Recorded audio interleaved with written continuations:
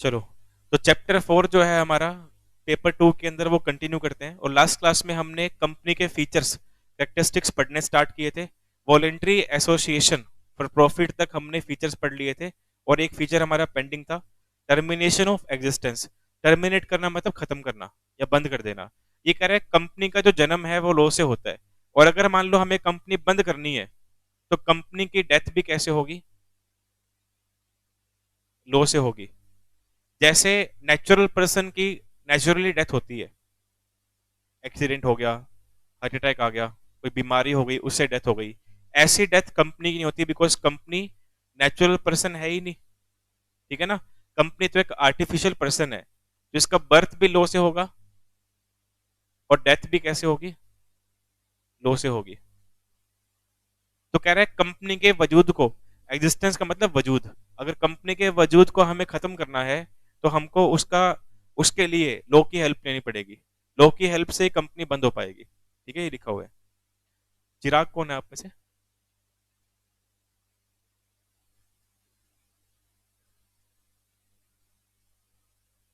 उसके बाद नेक्स्ट आओ, आगे टॉपिक दिया हुआ आपको, nationality and residence of a company.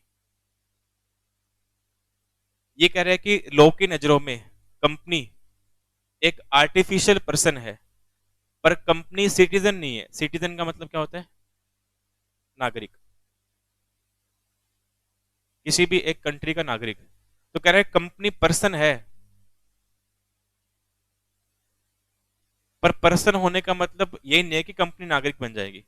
Company के पास किसी भी कंट्री की सिटीजनशिप नहीं होती। ठीक है? Yet it has nationality. पर कह रहे हैं कंपनी की नेशनैलिटी होती है। अब कंपनी इंडिया में बनाई जाएगी तो कंपनी की नेशनैलिटी क्या होगी?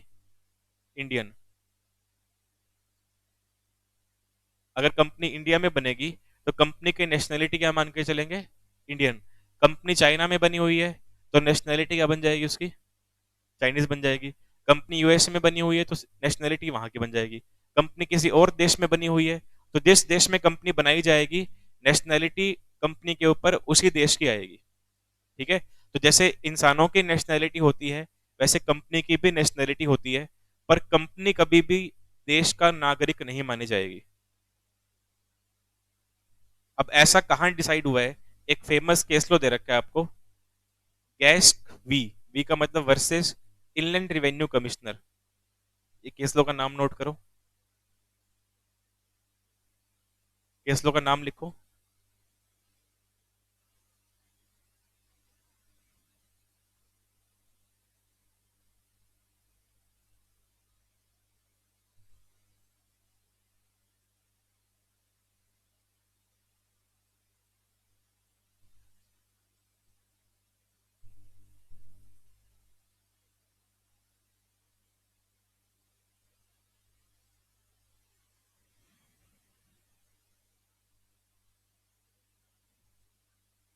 अब देखो, इसमें एक वर्ड दिया हुआ आपको, डोमिसाइल। डोमिसाइल का मतलब एड्रेस। ये कह रहे हैं कि जैसे हमारा एड्रेस होता है, हम जहाँ रहते हैं वहां का आपका कोई एड्रेस होगा, उसका प्रूफ भी होगा आधार कार्ड। आधार कार्ड पे आपका एड्रेस लिखा होगा। ये कह रहे हैं क्या कंपनी का एड्रेस होता होगा? होगा ना, कोई ना कोई। कंपनी का एक ऑफिस होता है, उसको बोलते हैं रजिस्टर्ड ऑफिस, जो कंपनी का हेड ऑफिस होता है। तो कंपनी का हेड ऑफिस जो होगा वो किसी न किसी जगह पे होगा ना, किसी न किसी प्लेस पे तो होगा, किसी शहर में, किसी टाउन में, किसी विलेज में। तो वहां का कंपनी का एड्रेस तो होगा।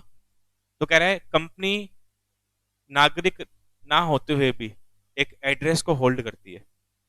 मतलब एक ऐसा एड्रेस जो कंपनी का होगा वो होना जरूरी है और होता भी है, ताकि उस एड्रेस पे जा करके कभी भी कोई ऑफिसर इंस्पेक्शन करना चाहता है, इंक्वायरी करना चाहता है, इन्वेस्टिगेशन करना चाहता है, तो कंपनी के उस एड्रेस पे जाके वो इंस्पेक्शन वगैरह कर सकता है।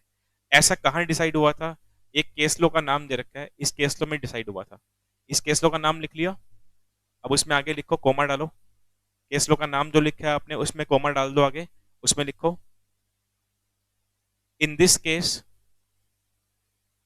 In this case it was held that,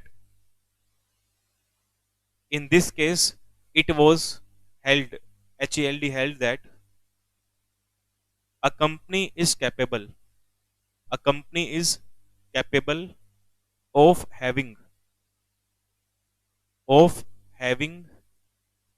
A domicile. Domicile की स्पेलिंग लिखी हुई है आपके सामने, DOMICILE, डोमिसाइल। अब डोमिसाइल के ब्रैकेट में डाल दो आप एड्रेस, ताकि पता रहे इसका मतलब क्या होता है।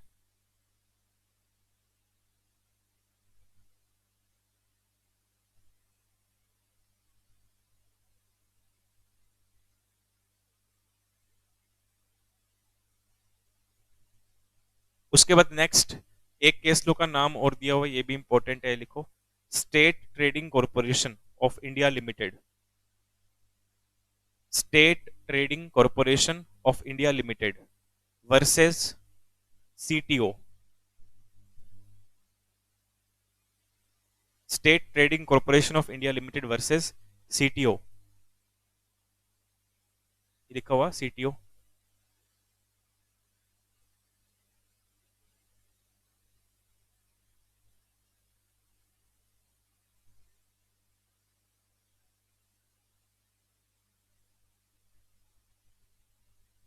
अब इस फेमस केस लॉ में क्या डिसाइड हुआ था? इस केस लॉ में डिसाइड हुआ था कि कंपनी सिटीजन नहीं है, कंपनी कभी भी पर्सन होने के बावजूद कंट्री की नागरिक नहीं मानी जाएगी, ठीक है। अब इसमें CTO के बाद कोमा डालो और लिखो उसमें आगे इसके बारे में क्या नोट करना है आपको। It was decided it was decided by the supreme court. It was decided by the supreme court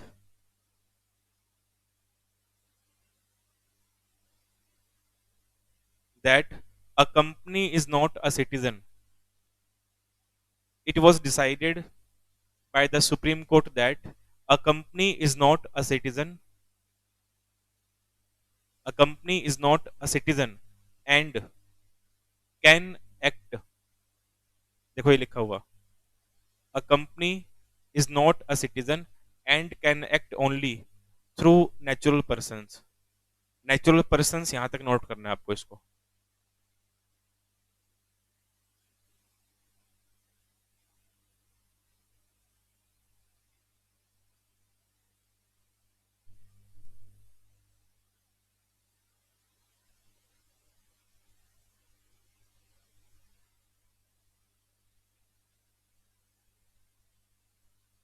note कर लिया इसको, ठीक है।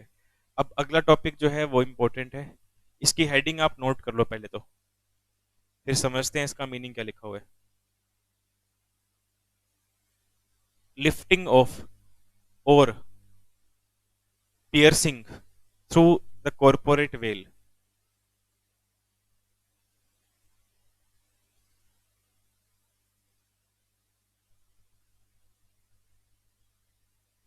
लिफ्टिंग ऑफ और piercing through the corporate well.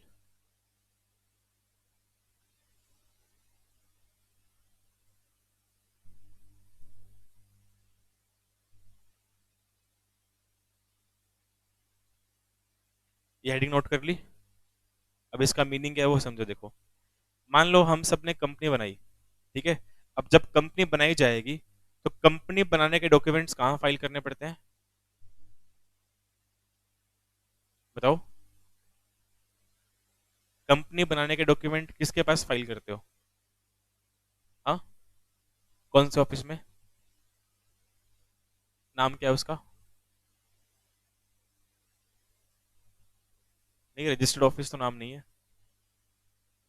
नहीं, लिखवाया था मैंने आप सबको। हाँ, ROC के पास, रजिस्ट्रार ऑफ कंपनीज, ठीक है। ROC एक ऐसी अथॉरिटी है जो इंडिया में सभी कंपनीज का रजिस्ट्रेशन करती है और उनका डेटा मेंटेन करती है, ठीक है। अब हमने कंपनी बनाई, अब जब आप कंपनी बनाओगे तो कंपनी के अंदर आप डॉक्यूमेंट बना के ROC के पास फाइल करोगे। ROC उन डॉक्यूमेंट्स को चेक करेगा और चेक करने के बाद आपको सर्टिफिकेट देगा। अब हमने कंपनी के डॉक्यूमेंट्स में ऐसा लिखा हुआ है कि हम कंपनी बनाने जा रहे हैं किसी इलीगल काम के लिए, इलीगल काम को करने के लिए, तो क्या ROC आपको सर्टिफिकेट दे देगा? नहीं देगा, बिकॉज इलीगल काम के लिए किसी भी तरह का बिजनेस करना अलाउड नहीं है, कंपनी के बाद छोड़ दो। ना तो सोल ट्रेडिंग फर्म, ना पार्टनरशिप, ना LLP, ना कंपनी, किसी भी तरीके से आप इलीगल काम इंडिया में नहीं कर सकते, ठीक है। अब हमने इसका एक दूसरा तरीका क्या निकाला, हमें काम तो इलीगल करना है, पर हमने क्या सोचा कि इलीगल काम को करने के लिए हम डॉक्यूमेंट्स में लिख के भेजेंगे आरओसी के पास कि हमें इलीगल काम करना है, तो वो कभी भी कंपनी बना के नहीं देगा आपको। तो हमने क्या सोचा कि डॉक्यूमेंट्स में कोई लीगल काम लिख देते हैं कि कौन सा काम करेंगे, लीगल। और जबकि रियल में काम कौन सा कर रहे हैं हम, ताकि कंपनी बन जाए हमारी। तो डॉक्यूमेंट्स में आपने लिख के भेज दिया हम कोई लीगल काम करने वाले हैं, कोई भी लीगल काम लिखा होगा आपने, कोई गुड्स की मैन्युफैक्चरिंग करने वाले हैं, बैंकिंग सर्विस देने वाले, कोई मर्जी लिखा होगा आपने, ठीक है। पर एक्चुअल में आप काम क्या कर रहे हो, इलीगल। अब इस बात की इंफॉर्मेशन अथॉरिटी को लग गई कि हमने एक कंपनी बनाई है, जब बनाते टाइम पे डॉक्यूमेंट फाइल किए थे उसमें तो हमने लीगल काम करेंगे ऐसा बताया था, और जबकि रियल में हम काम क्या कर रहे हैं, इलीगल। इस बात की जानकारी कोर्ट को लग गई। अब ऐसा कोर्ट को या तो हमारी कंपनी पे डाउट हुआ है कि हम कोई गड़बड़ कर रहे हैं, गलत काम कर रहे हैं, या फिर हमारी कंपनी की शिकायत किसी ने की है कोर्ट के पास कि ऐसे ऐसे कंपनी बनी हुई है हिसार में, वो कंपनी इलीगल काम कर रही है, अब छानबीन करो, ठीक है। अब देखा जाए तो बाहर से हमारी कंपनी सही काम कर रही है, पर अंदर खाते कंपनी में काम क्या हो रहे हैं, गलत। ऐसा मूवीज में भी देखते हो ना आप, कुछ विलन ऐसे होते हैं मूवीज के अंदर जिनकी बाहर से इमेज बढ़िया बनी होती है पब्लिक के सामने, ये तो बहुत बढ़िया बंदा है, और अंदर ही अंदर वो गलत काम कर रहा होता है। तो ऐसे काम कंपनीज भी करती है। तो बाहर से कंपनी हमें क्या नजर आ रही है, बढ़िया, गुडविल कंपनी की बढ़िया है, सभी लोग खुश हैं कंपनी से, पर अंदर के अंदर कंपनी में फ्रॉड हो रहे हैं, टैक्स की चोरी हो रही है, इलीगल काम हो रहे हैं। तो ऐसे केस में जब भी कोर्ट को कंपनी पे डाउट होगा, किसी भी कंपनी पे जो इंडिया में बनी हुई है, या फिर कोर्ट के पास किसी ने कंप्लेंट की है, शिकायत की है, किसकी, हमारी कंपनी की, तो या तो हमारी कंपनी की शिकायत की गई है कोर्ट के सामने, या फिर कोर्ट को अपने आप से डाउट हो गया है कि हमारी कंपनी क्या कर रही है, कुछ गलत काम कर रही है। तो कोर्ट क्या करेगा, हमारी कंपनी के ऊपर से पर्दा हटाएगा। पर्दा हटाने का मतलब कोर्ट की तरफ से कुछ ऑफिसर हमारी कंपनी में आएंगे इंक्वायरी करने के लिए, ताकि उनका जो डाउट है उसे वो क्लियर कर सके कि कंपनी रियल में कुछ गड़बड़ कर रही है या सही तरीके से काम कर रही है। या फिर हमारी जो कंप्लेंट आई है कोर्ट के पास, वो कंप्लेंट सही भी हो सकती है और झूठी भी हो सकती है ना, दोनों ही बात है। जिसने भी हमारी कंपनी के खिलाफ कंप्लेंट फाइल की है, वो कंप्लेंट सच भी हो सकती है, और क्या पता हमें बदनाम करने के लिए झूठ भी बोल दिया हो। तो उस कंप्लेंट के बेस पे क्या कोर्ट विश्वास कर लेगा, इन्वेस्टिगेशन नहीं करेगा, करेगा ना। तो कह रहे हैं ऐसे केस में कोर्ट की तरफ से कुछ बंदे हमारी कंपनी में आएंगे, वो आ करके छानबीन करेंगे, ठीक है। और छानबीन करने के दौरान अपने आप को सेटिस्फाई करेंगे कि हम सही में कुछ गड़बड़ काम कर रहे हैं या फिर सही काम कर रहे हैं। उस कंसेप्ट को बोलते हैं लिफ्टिंग ऑफ और piercing through corporate veil. Lift का मतलब हटाना, हटा देना, ठीक है। कॉर्पोरेट वेल का मतलब पर्दा। तो लिफ्टिंग और पियर्सिंग का मतलब एक ही होता है, हटाना, रिमूव करना। ये कह रहे हैं कि ऐसा हो सकता है कि कोर्ट किसी कंपनी के ऊपर से पर्दा हटा दे और ये फाइंड करे कि रियल में कंपनी क्या काम कर रही है, ठीक है। अब हमको टॉपिक पढ़ना है कि कब कब ऐसा हो सकता है कि कोर्ट किसी कंपनी के ऊपर से पर्दा हटा देगा और उसके ऊपर इन्वेस्टिगेशन का, इंक्वायरी का ऑर्डर पास करेगा, ये जानने के लिए कि वो कंपनी सही में कुछ गड़बड़ कर रही है या सही तरीके से काम कर रही है। ये हमारा टॉपिक है जो पढ़ना है हमको, ठीक है।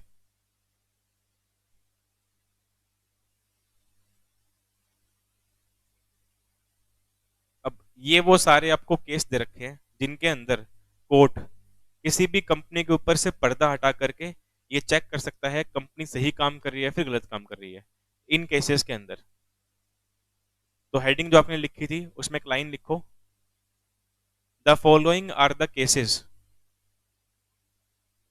The following, the following are the cases in which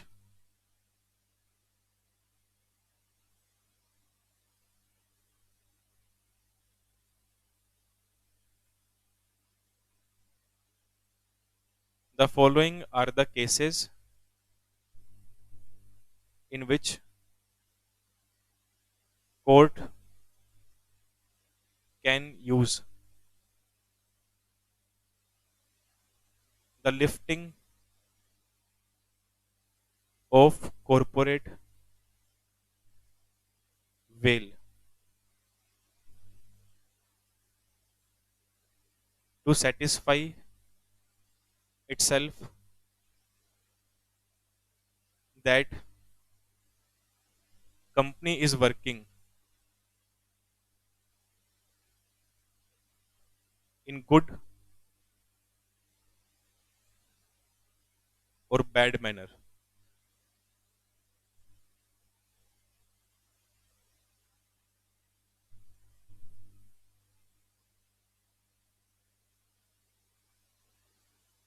The following are the cases in which court can use the lifting of corporate veil to satisfy itself that company is working, that company यहाँ company आएगा, that company is working in good or bad manner. तो कह रहा है court, कुछ case ऐसे बनते हैं जहां कोर्ट कंपनी के ऊपर से पर्दा हटाएगा और उस कंपनी के ऊपर इंक्वायरी का, इन्वेस्टिगेशन का ऑर्डर पास करेगा, ये जानने के लिए कि कंपनी सही तरीके से काम कर रही है या फिर गलत तरीके से काम कर रही है। अब वो केस कौन कौन से हैं वो पढ़ने हैं हमको, वो इंपॉर्टेंट है। ये लाइन नोट कर ली? टॉपिक क्या पढ़ने वाले हैं, समझ आ गया? देखो, फर्स्ट वेयर द, अभी नोट नहीं करना, कुछ भी लिखवा दूंगा बाद में मैं, यहाँ तो थोड़ा बड़ा बड़ा कंटेंट लिखा हुआ, मैं शॉर्ट में लिखवा दूंगा आपको, ठीक है? आपको समझने सारे पॉइंट है। Where the corporate veil has been used for commission of fraud और इम्प्रॉपर कंडक्ट। ये कह रहा है ऐसी कंपनी जो बनाई गई है क्या करने के लिए? फ्रॉड। कमीशन का मतलब करना, और क्या करना चाहते हैं? फ्रॉड। ये कह रहा है कि हमने एक ऐसी कंपनी बनाई है जिसका काम क्या है? लोगों से फ्रॉड करना। अब हम फ्रॉड कर रहे हैं, पर वो फ्रॉड अंदर ही अंदर हो रहे हैं, किसी को पता नहीं लग रहा, वो फ्रॉड हमारे सामने नहीं आए हैं, ठीक है? तो क्या कोर्ट ये जानने के लिए कि हमारी कंपनी फ्रॉड कर रही है कि नहीं कर रही, इन्वेस्टिगेशन का ऑर्डर नहीं पास कर सकती? कर सकती है ना? लेकिन इन्वेस्टिगेशन करने के लिए ऑफिसर कोर्ट से आएगा, वो देखेगा कि हम क्या फ्रॉड कर रहे हैं, क्या फ्रॉड नहीं कर रहे हैं, ठीक है? तो कह रहा है एक ऐसी कंपनी जो आपने फ्रॉड करने के लिए बनाई है, उस कंपनी के ऊपर कोर्ट इन्वेस्टिगेशन का ऑर्डर पास कर सकता है। Second case, where a corporate facade is really only is really only an agency instrumentally। अब कई बार ऐसा होता है, ऐसा मूवीज में दिखाया भी जाता है, एक मान लो कोई बड़ा फेमस बंदा है मूवी के अंदर, अब वो गलत तरीके से पैसे कमाना चाहता है, पर एक तरफ वो ये भी सोच रहा है कि मेरा नाम कहीं पे भी ना आए, तो वो किस तरीके से काम करता है? मतलब मान लो किसी पर्सन को गलत तरीके से पैसे कमाने हैं, उसे डर भी है कि मैं पकड़ा ना जाऊं, मेरी इमेज मार्केट में खराब ना हो, पर गलत तरीके से पैसे भी कमाने हैं और खुद का नाम भी इन्वॉल्व नहीं करना, तो वो किस तरीके से पैसे कमाएगा? बताओ, बताओ क्या उसके पास तरीका होगा?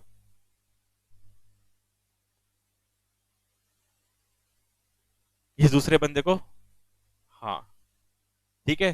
तो किसी पर्सन को गलत तरीके से पैसा कमाना है, इलीगल काम करना है। अब इलीगल काम करना भी जरूरी है उसके लिए, पैसे कमाने का भूत सवार है उसके ऊपर, पर उसका नाम ना आए वो ये भी सोच रहा है, मैं पकड़ा ना जाऊं, मेरी इमेज खराब ना हो, तो वो ऐसा काम किससे करवाएगा? किसी और से करवाएगा। तो जो बंदा उसके लिए काम करेगा उसका एजेंट बन जाएगा ना, ठीक है? मान लो एक ए नाम का पर्सन है, इसे गलत तरीके से पैसे कमाने हैं, पर ये चाहता है कि मेरा नाम कभी भी सामने ना आए, तो इसने बी को अपॉइंट कर लिया कि मैं आपको कुछ काम दूंगा करने के लिए, अगर आप मेरे लिए वो काम करोगे मैं आपको 10% कमीशन दूंगा, ठीक है? अब कमीशन किसको देते हैं? हमेशा हम एजेंट को देते हैं, ठीक है? अब गलत काम बी कर रहा है ए के लिए, तो जिम्मेवार तो उसमें ए भी बनेगा ना, पर ए सोच रहा है कि मैं जिम्मेवार नहीं बनूंगा, कल को मुझ पे कोई आरोप लगेगा तो मैं सारा आरोप किस पे डाल दूंगा? बी पे, ताकि मैं बच जाऊंगा। पर ऐसा होता तो नहीं ना, बिकॉज ए ने गलत काम करने के लिए बी को अपॉइंट किया है। अब जितना गुनेगार यहाँ बी है उतना ए भी तो माना जाएगा ना उस केस में। तो ऐसे ही कंपनी, हमने एक कंपनी बनाई एबीसी लिमिटेड नाम से, अब ये कंपनी खुद गलत काम नहीं कर रही, पर इसने किसी और कंपनी को अपना एजेंट बना लिया, एक्स वाई जेड को। गलत काम किसकी हेल्प से हो रहे हैं? एक्स वाई जेड की हेल्प से। उस गलत काम का सारा फायदा कौन उठा रहे हैं? एबीसी। तो ऐसे केस में एक्स वाई जेड कंपनी जो है वो एबीसी की एजेंट मानी जाएगी, बिकॉज गलत काम वहां कौन करे? एक्स वाई कर रहा है ना गलत काम, और फायदा किससे मिल रहा है सारा उसको? एबीसी को। तो ऐसा ही सेकंड पॉइंट में लिखा हुआ है, ये कह रहा है कि एक ऐसी कंपनी जो किसी दूसरी कंपनी की एजेंसी है, एजेंसी का मतलब एजेंट है, और जो कंपनी एजेंट है वो दूसरे के लिए गलत काम कर रही है, दूसरी कंपनी को गलत काम करके फायदा दे रही है, तो ऐसे केस में भी कोर्ट को डाउट होगा उस एजेंट के ऊपर। अब डाउट किस पे होगा? एक्स वाई जेड के ऊपर या फिर एबीसी के ऊपर। कोर्ट को, या तो कोर्ट को डाउट ऐसा होगा कि एबीसी ने किसी दूसरी कंपनी को अपना एजेंट बनाया हुआ है और उसकी हेल्प से सारे गलत काम कर रही है, या फिर कोर्ट को डाउट एक्स वाई जेड पे होगा कि एक्स वाई जेड कंपनी जो है वो एबीसी के लिए गलत काम करती है। तो ऐसे केस में कोर्ट इन दोनों में से किसी भी कंपनी के ऊपर डाउट होने पे इंक्वायरी का ऑर्डर पास कर सकता है। ये लिखा हुआ है सेकंड पॉइंट में। हाँ हाँ बिल्कुल, हमने लिखा ना, अभी देखो वो टॉपिक तो एक ही चल रहा है, टॉपिक तो वही चल रहा है ना। तो या तो कोर्ट को डाउट हुआ है या फिर कंप्लेंट हुई है, दोनों में से कोई भी केस बनेगा सभी पॉइंट्स के लिए जितने भी पॉइंट पढ़ रहे हैं। उसके बाद तीसरा point, where the doctrine conflict with public policy. एक ऐसी कंपनी जो खुद के फायदे के लिए काम कर रही है और पब्लिक को उससे क्या हो रहा है? नुकसान।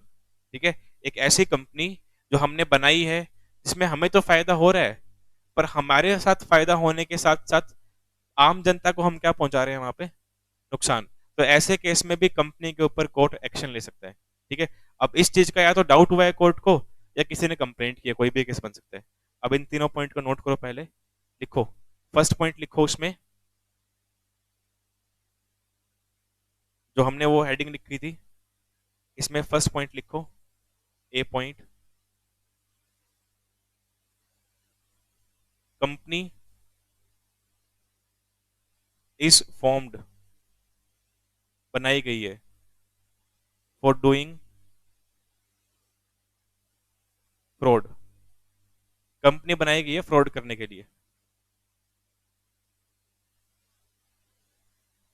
B point, a company is working as a agent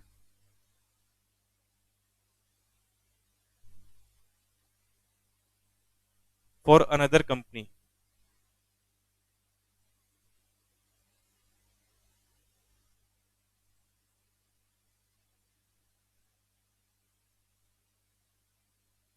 in illegal manner.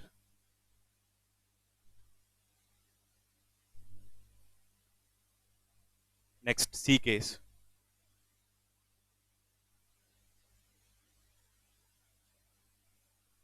Company is working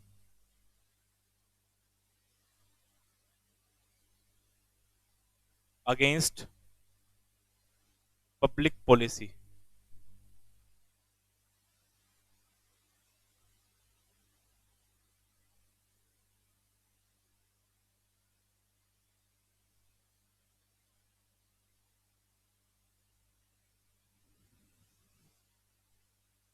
ये तीन पॉइंट पढ़े हमने, इनको मैंने शॉर्ट में लिखवा दिया आपको, समझ गए?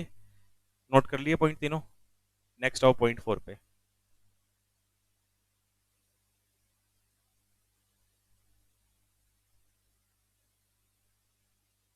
पॉइंट 4 को पहले नोट कर लो। अ कंपनी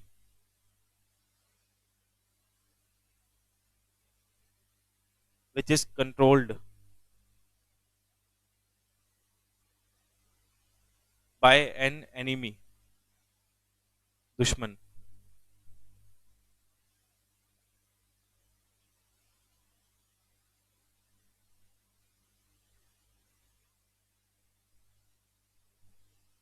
अब इसका मीनिंग समझो क्या बनेगा। हमने एक कंपनी बनाई है, ठीक है, कंपनी हमारी है, तो डिसीजन भी किसके होने चाहिए? सारे हमारे। पर हम ना कुछ टेररिस्ट लोगों से मिले हुए हैं और हमारे कंपनी पे कंट्रोल किसका चल रहा है? उनका चल रहा है, हमारा नहीं चल रहा। तो कंपनी हमारी है, हम कंपनी के मालिक है, पर हमारी कंपनी को कंट्रोल कर रहा है एनिमी। अब टेररिस्ट जो होते हैं वो देश के एनिमी होंगे ना, तो ऐसे केस में हमारी कंपनी गड़बड़ कर रही है और वो टेररिस्ट लोग कंपनी को इस्तेमाल करेंगे खुद के फायदे के लिए और हमारे देश को नुकसान पहुंचाएंगे। कंपनी कंपनी भी देश में है, कंट्रोल भी हमारी कंपनी किसी और के हाथ में है, और जिनके हाथ में कंट्रोल क्या है वो हमारे देश के दुश्मन है। तो वो लोग उस कंपनी को अपने फायदे के लिए इस्तेमाल करेंगे ना, और उससे हमारी कंट्री में नुकसान पहुंचाएंगे। तो ऐसे केस में भी कंपनी के ऊपर इंक्वायरी हो सकती है और कंपनी में कुछ भी गड़बड़ पाई जाएगी तो पनिशमेंट जो बनेगी वो फेस करनी पड़ेगी। ठीक है, अब इस चीज के लिए कंप्लेंट भी हो सकती है या कोर्ट को खुद से डाउट हुआ है वो केस भी बन सकता है। Next point number 5, evade tax. Point number 5 लिखो, देखो।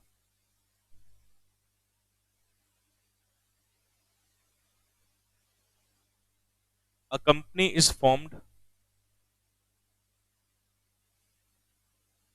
To evade tax.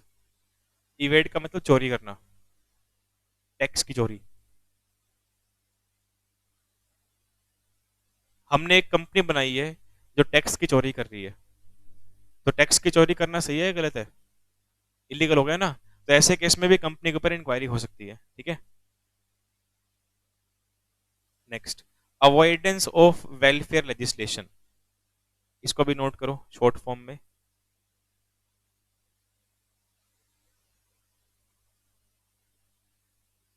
A company is avoiding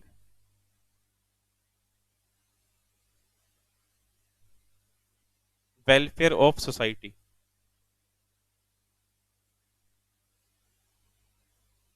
ये कह रहे हैं एक ऐसी कंपनी जो सोसाइटी के भलाई के लिए काम नहीं कर रही, सोसाइटी को नुकसान पहुंचा रही है, उस केस में भी कंपनी पे इंक्वायरी हो सकती है और कंपनी के ऊपर कोई ना कोई कोर्ट एक्शन ले सकता है। ठीक है, उसके बाद ये कह रहे हैं और कोई unjust and inequitable.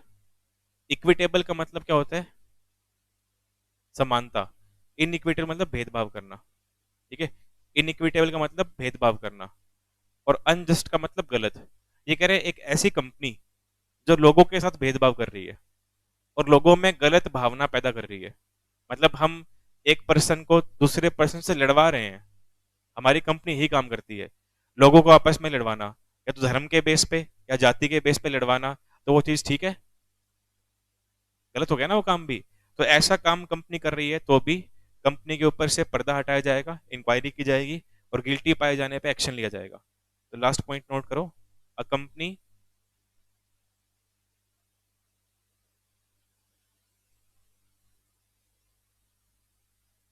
Doing activities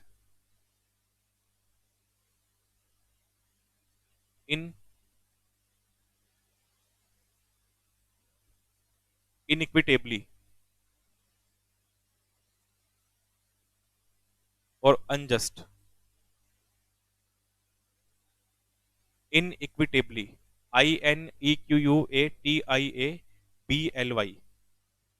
ये कह रहे हैं ऐसी कंपनी जो इनइक्विटेबल तरीके से काम कर रही है और गलत तरीके से काम कर रही है। तो इन सभी केसेस के अंदर ए से लेके जी तक जो हमने केस नोट किए हैं, इन सभी केसेस के अंदर कंपनी के ऊपर से पर्दा हटाया जा सकता है, इंक्वायरी इन्वेस्टिगेशन की जा सकती है। अगर इंक्वायरी इन्वेस्टिगेशन में कुछ नहीं पाया गया, बातें मत करो, अभी पढ़ाई कर लो। मैं बार बार नहीं टोकूंगा क्लास के अंदर, कोई डाउट है तो मेरे से पूछ लो। अगर इनमें से किसी भी एक काम के अंदर कंपनी गलत करती हुई पाई जाएगी तो कंपनी पे और जो भी लोग कंपनी में गलत काम कर रहे हैं उन सब पे एक्शन लिया जाएगा, उनको जेल भेज देंगे, उनके ऊपर फाइन इंपोज कर देंगे, वो सारे केस किए जाएंगे। ठीक है, और कंपनी को बंद भी कर सकते हैं साथ में।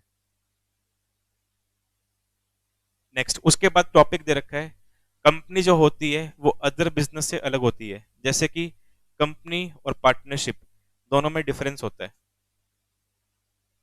ये डिफरेंस पता होंगे आपको, एक कंपनी में और पार्टनरशिप में क्या डिफरेंस होंगे? ठीक है, बता सकते हो पॉइंट्स? कौन बता सकता है? कंपनी में और पार्टनरशिप में क्या कुछ डिफरेंस है? बताओ लास्ट में। नाम क्या आपका? विकास। ठीक है, कंपनी का एक्ट कौन सा होता है? Companies act 2013। और पार्टनरशिप का? हाँ, 32। वो 32 तो ईयर है, पूरा नाम बोलो ना फिर उसका। Indian partnership act 1932। ठीक है, रुको रुको नोट करेंगे अपने। अगर आपको डिफरेंस शॉर्ट फॉर्म में नोट करें तो नोट कर लेना, वरना बुक में तो लिखे हुए हैं। और कुछ एक डिफरेंस ऐसे भी होंगे जो हम पढ़ रहे हैं अलग होंगे, क्या पता वो आपके बुक में ना हो। तो जो डिफरेंस इन्होंने पहला बताया है वो बुक में नहीं दे रखा आपको, तो हम डिफरेंस बना रहे हैं कंपनी और पार्टनरशिप के बीच में।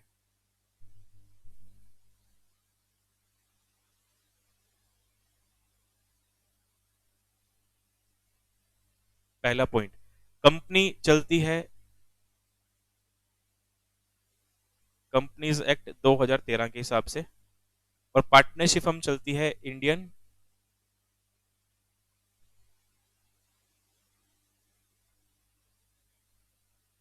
1932। हाँ जी, सेकंड पॉइंट किसमें किसमें किसमें? अच्छा, ठीक है, ठीक है। हाँ, ये बताओ पहले, कंपनी दो तरह की है,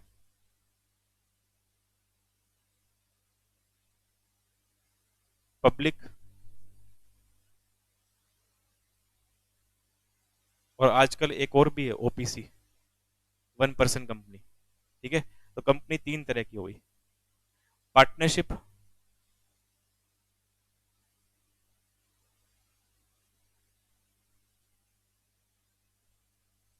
कितने होंगे? नहीं, वो तो मेंबर की बात कर रहे हो ना, अभी तो पार्टनरशिप के टाइप की बात कर रहे हैं, पर्सन की बात तो हमने की नहीं।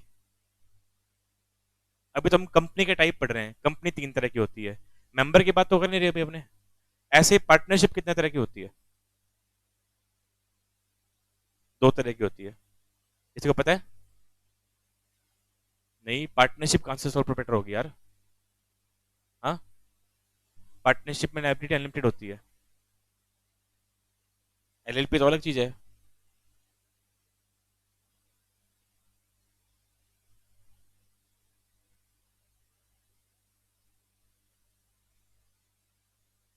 पार्टनरशिप एट विल, इसमें कोई टाइम पीरियड फिक्स नहीं होता, कितने भी साल आप काम कर सकते हो पार्टनरशिप में, पढ़ा होगा ना आपने ऐसा।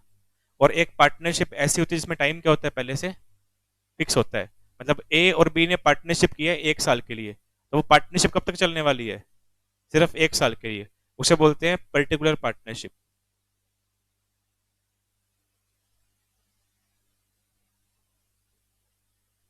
इसका मतलब हो गया फॉर फिक्स टाइम पीरियड, एक फिक्स टाइम के लिए पार्टनरशिप बनाई जाएगी। और पार्टनरशिप एट विल में कोई भी टाइम पीरियड डिसाइड नहीं होता। ठीक है, इसमें जब तक पार्टनर चाहें इकट्ठे काम कर सकते हैं, चाहे 6 महीने के लिए काम करें, चाहे 60 साल के लिए काम करें, मतलब नहीं है हमको। इसमें कोई, पहले वाले केस में कोई भी टाइम फिक्स नहीं होता, इसमें टाइम फिक्स होगा। हाँ जी, नेक्स्ट आगे। मेंबर,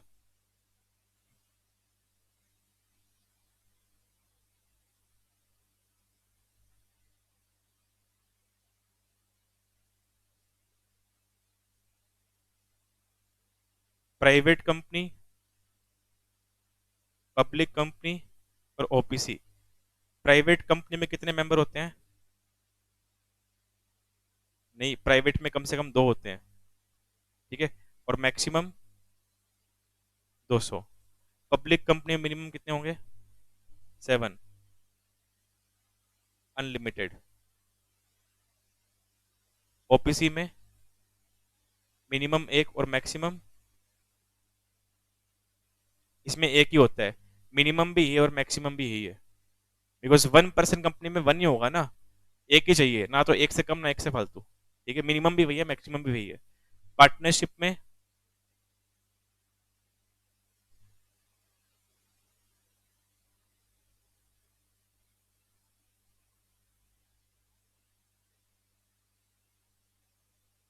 मेंबर्स बोल दो या पार्टनर्स बोल दो, एक ही बात है। और मैक्सिमम पार्टनर्स, मिनिमम दो हो गए, मैक्सिमम 50 हो गए। और कोई डिफरेंस? कैपिटल, ठीक है। पॉइंट नंबर 4, कंपनी के अंदर मोर कैपिटल रिक्वायर्ड, और पार्टनरशिप में लेस कैपिटल। ठीक है, बिल्कुल सही है। बताओ लायबिलिटी किसमें? हाँ, members liability,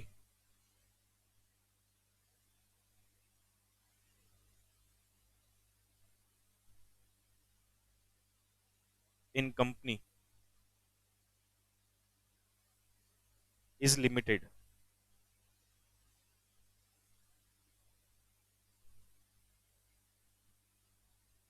partners liability is unlimited. ठीक है। Company can issue securities. Securities में शेयर डिबेंचर सब कुछ आ जाएगा। ठीक है। पर पार्टनरशिप में ऐसा काम।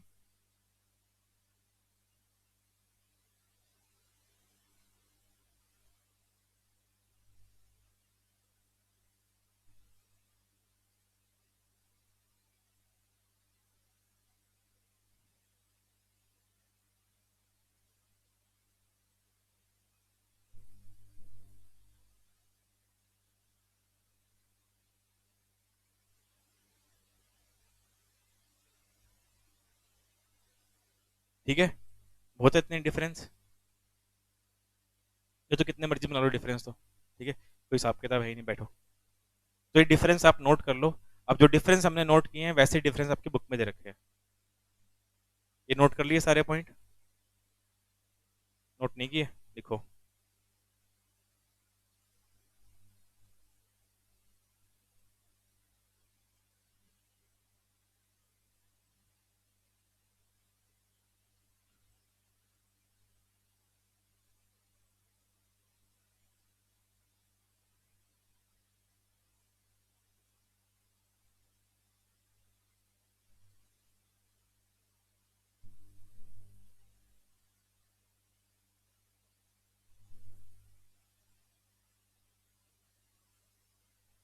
हाँ जी, नोट कर लिया। अब देखो जो डिफरेंस हमने पढ़े हैं ना, वही डिफरेंस यहाँ दे रखे हैं सारे।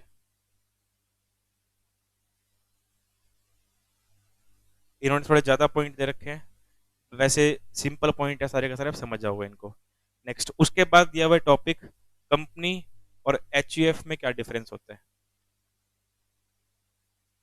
हिंदू अनडिवाइडेड फैमिली, बता दोगे? ठीक है, चलो बताओ फिर। क्या होता है, एक ही बच्चा होशियार है क्लास में सिर्फ, या बाकी को शर्म आ रही है?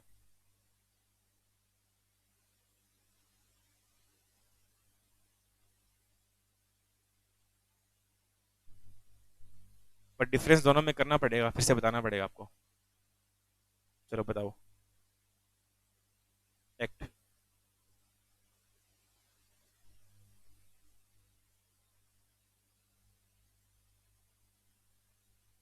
उसका कोई अपना खुद का एक्ट नहीं है, पर एक एक्ट है हिंदू सक्सेशन एक्ट। इस एक्ट से एचयूएफ काम करती है। एचयूएफ का अपना कोई खुद का सेपरेट एक्ट नहीं है, पर एक जनरल एक्ट दे रखा है आपको, हिंदू सक्सेशन एक्ट। इस एक्ट के हिसाब से एचयूएफ काम करेगी। ठीक है। सेकंड पॉइंट,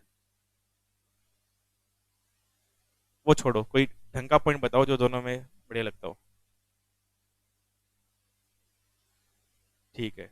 यहाँ पे एचयूएफ का जो हेड, एचयूएफ में दो तरह के लोग होते हैं, एक कर्ता होगा, एक को पार्सनर। इनको आप मेंबर भी बोल देते हो। ठीक है। पर कंपनी में, कंपनी के ओनर शेयर होल्डर होंगे, और काम करने वाले बीओडी होंगे। ठीक है। नेक्स्ट, लाइबिलिटी इसकी मेंबर्स की क्या होगी? लिमिटेड। और यहाँ पे एचयूएफ में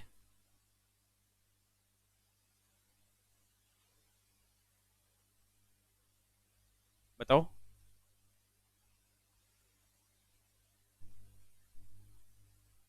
कर्ता की लाइबिलिटी होती है अनलिमिटेड, और को पार्टनर्स की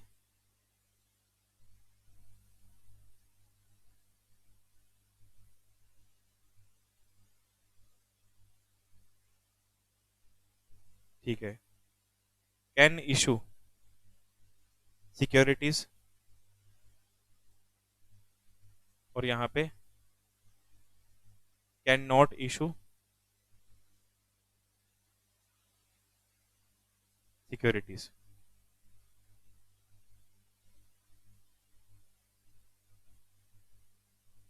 वो छोड़ दो। अब एच जो होती है उसमें घर के लोग इन्वॉल्व होते हैं, ठीक है। हाँ, H involves person from one family. एक ही फैमिली के लोग यहाँ बिजनेस करते हैं, पर कंपनी में सारे लोग एक घर से हों जरूरी है? कंपनी में तो कहीं के भी बंदे हो सकते हैं ना। कंपनी कैन नॉट, या मे नॉट लिखो इसमें, मे नॉट।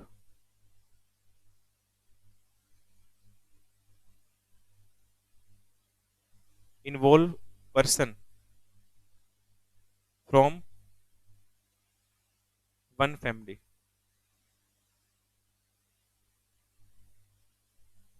उसके, हाँ, सेपरेशन या सेपरेट लीगल आइडेंटिटी।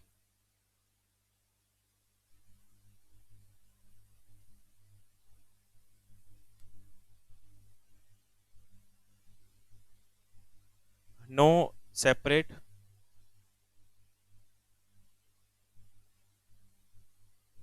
अच्छा रजिस्ट्रेशन करवाना,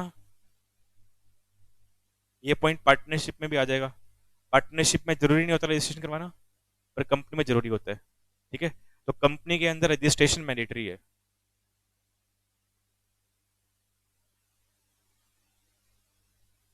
ये वाली registration of company is mandatory. यहाँ पे registration of H is not mandatory.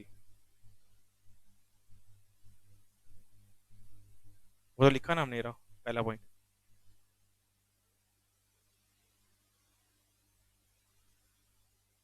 अच्छा हाँ, वो बन जाएगा पॉइंट। बस इतना पॉइंट बहुत है, उसमें तो तीन चार ही दे रखे हैं बुक में, हमने ज्यादा लिख लिए। ये नोट कर लो इनको, बैठो भी।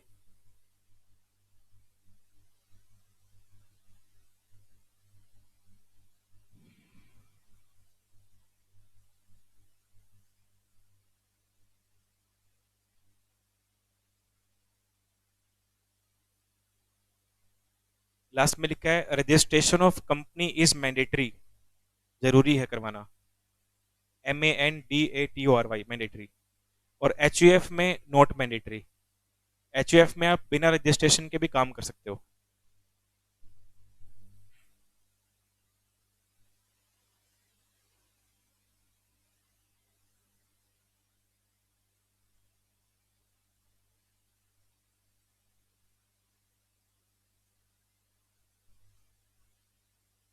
नोट कर लिया? बस अब इतना करते हैं इसको, फिर बाकी पढ़ते हैं नेक्स्ट क्लास में। तो एच तक का टॉपिक हमारा खत्म हो गया। इन्होंने चार ही पॉइंट दे रखे हैं, हमने ज्यादा पॉइंट पढ़ लिए। अब ऐसे ही टॉपिक दे रखा है कंपनी और LLP में, ठीक है।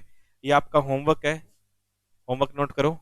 घर से आपको डिफरेंस लिख के लेके आने हैं कंपनी और LLP के बीच में, लिमिटेड लाइबिलिटी पार्टनरशिप के बीच में। क्वेश्चन नोट कर लो होमवर्क के लिए।